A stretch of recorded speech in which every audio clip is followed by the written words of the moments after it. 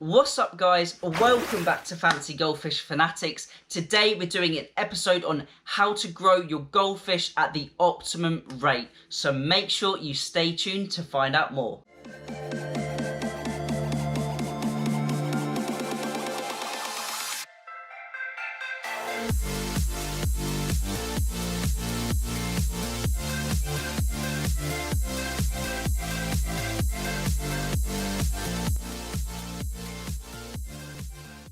Hey Fanatics family, welcome back.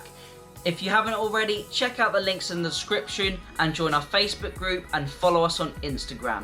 Today I'm bringing you another Back to Basics series, a requested video all on the optimum growth for goldfish and how to get them to grow from a really small size up to a really big mature goldfish as quickly and as optimally as possible. As I said in the last video, the website is nearly finished, so that is going to be out very soon. So make sure you keep an eye out on our social media and keep an eye out for that one. Also, the Goldfish Fella video, the tank tours video is very soon, so I look forward to that one. And the fish is getting closer and closer till it arrives, the new fish, so that should be here in around a week and a half. Also, I mentioned in the last video that we're going to be starting the new series, Rate My Tank. So now you can actually submit your entries. So I'm going to put the email down below, fancygoldfishfanatics@gmail.com. So that's going to be down below, so you can submit your entries there. All I'm looking for is 1 to 2 minutes, maybe even 3 minutes of footage of your aquarium, just an overall view of your tank, your filtration setup, your lighting, everything like that. No talking, just a blanket video, and then we're going to start that new series in maybe 3 weeks or so, something like that. Once we've got a few entries together, I'll do around maybe 4 or 5 entries per video, maybe a bit less if it takes longer, and then we'll just have that ongoing, maybe every couple of weeks or twice a month we'll do that series. So that is really exciting as well. But on to today's video, we're going to be talking about how to grow your goldfish as quickly and efficiently as possible.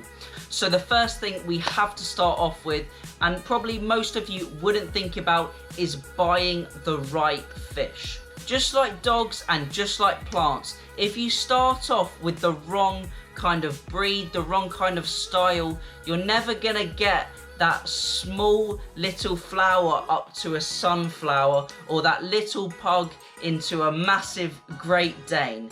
So the same thing applies to goldfish. We need to be buying or selecting a fish that has lots of future potential. Now, a few tips would be to buy a small fish. Make sure it's not too old. If a fish is around a couple of inches and it's already a few years old, it is very unlikely that you're going to be able to get that fish up to 5 or 6 inches because it's already been stunted, it's done most of its growth. It's the same with koi. You need to buy a larger fish that is younger, that is showing those signs of growth. With the goldfish, it needs to be showing good hood growth at a young age. It should be showing a nice long but curved back when it's very small, so it has that potential to really curve round and really fill out once it is older. You also want to make sure that the fish has no deformities. It's got a nice straight spine, nice split tail, even fins, and it looks like it's got that potential when it's really big. And you want to envisage that fish from that 1 to 2 inch size all the way up to 5 to 6 inches, and you want to sort of look in your mind and see what that fish will look like, how the pattern will stretch, how it will wrap around the fish, and how the colors maybe will deepen and change as the fish grows on. So you want to select a nice fish when you are choosing smaller fish. So that is the first tip. So now on to tip number 2 is water quality. Now, you don't need to have the biggest tank in the world, but you do need to have the optimum water quality for your goldfish. So tank size is not important, it is the quality of the water. For optimum growth rate, you want 0 ammonia, 0 nitrate, and if possible, 0 nitrate. Now, 0 nitrate is very, very hard to achieve, and the only way to get your nitrates as low as possible is constant water changes, nitrate removal via the nitrogen cycle, where you've got anaerobic bacteria which eat away at the nitrate, or even plants to remove them, and sometimes you can get nitrate filters which will remove nitrates from the water. But the best way is to use water changes. Now, next up, you want to make sure your water temperature is elevated. The optimum metabolic rate for goldfish is what you're after. You want those fish to be able to process that food as quickly as possible, break down the amino acids, break down the protein, and put that on as muscle mass. Now, the optimum temperature for this is from around 24 to 28 degrees. You can even push it higher at 30 degrees, which is what a lot of the Thai breeders do, but you need to make sure you have plenty of aeration, plenty of oxygen, and plenty of surface agitation, so the fish has enough oxygen to break down the food and to put that growth on.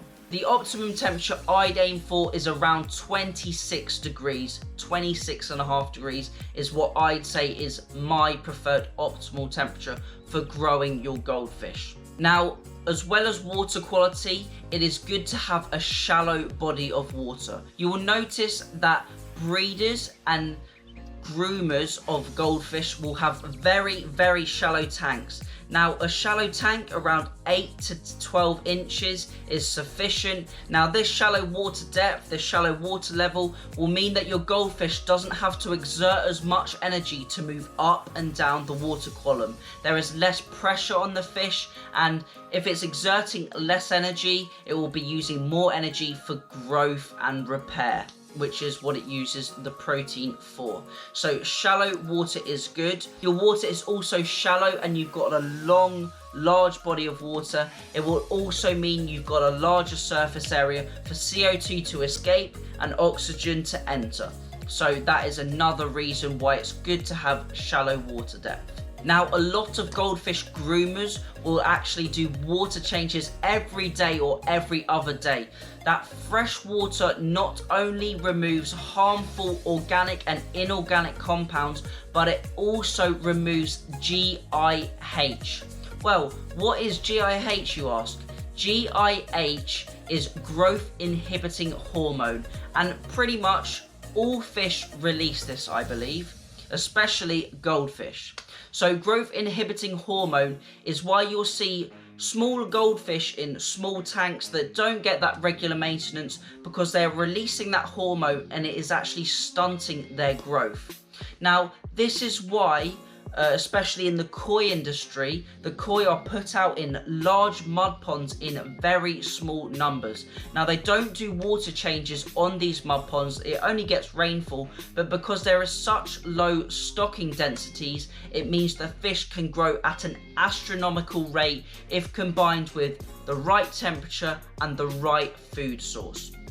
So GIH is hard to remove from the water. The only real way is water changes. You can also use carbon, but I would generally use water changes, and this is much more efficient and much more effective.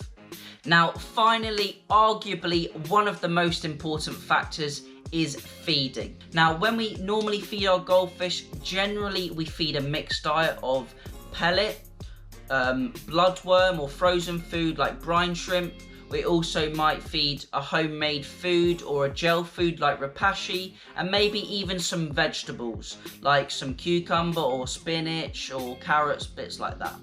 Whereas these goldfish groomers in Thailand or China, they are getting their goldfish to grow as fast and effectively as possible. So they are pretty much only using a pellet food that is high in protein and has got good quality ingredients. Now, I actually did a video, I think it was last week or the week before, on the fast and grow goldfish food. Now, one groomer in Thailand actually uses that to groom his fish, and that is why I thought I'd give it a trial.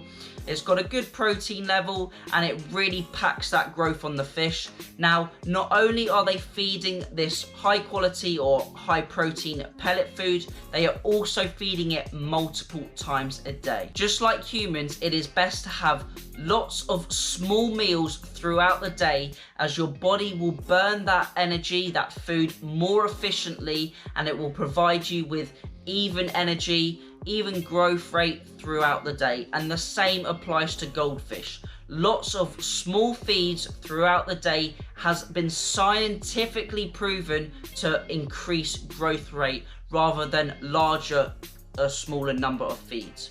So it is best to feed your fish as often as possible. Now, I fed my fish 12 times a day at one point. Now, I'm not trying to grow my fish fast. I have no interest in doing that anymore, especially. I just like them the way they are. They can grow slowly at a natural rate. But you want to be feeding your fish as many times a day. Some breeders, some groomers even feed their fish 10 to 12 times a day, just like I did, to get that most effective growth rate. Now, you can try that as well. You can use an auto feeder if you aren't at home all the time, and you can set it to different intervals, one feed every hour if you want, and let the fish rest at night. Now, I believe the best grooming techniques are always used outside because they get that natural sunlight that provides them vitamin D that I spoke about in the last video, and also they get that natural algae, any zooplankton or little midge larvae that live in the water, or some gamma shrimps. They also get that added extra protein, added extra variation in the diet, and I believe that natural grazing habit that goldfish have helps to give them that extra growth. So I hope I haven't missed anything in that video. If I have, just drop a comment below, or if you've got any questions, drop a comment below and I will try my best to answer it. As it's getting closer and closer to my new fish arriving, next video I'm actually going to be doing a video all on transshipping and shipping goldfish all the way from Thailand or China or Vietnam to your home country. I've had this video requested by a few people. They want to know a little bit more about it because it is more of a secret side of the hobby. It isn't actually spoken about, and it's really actually very hard to find information about it. So I'm going to do an in-depth guide to transshipping and bringing goldfish over into your country of residence. So if you're interested in that video, drop down and subscribe and give me a thumbs up. I'd like to thank you all for watching. Remember to keep those water changes up, and happy fish keeping.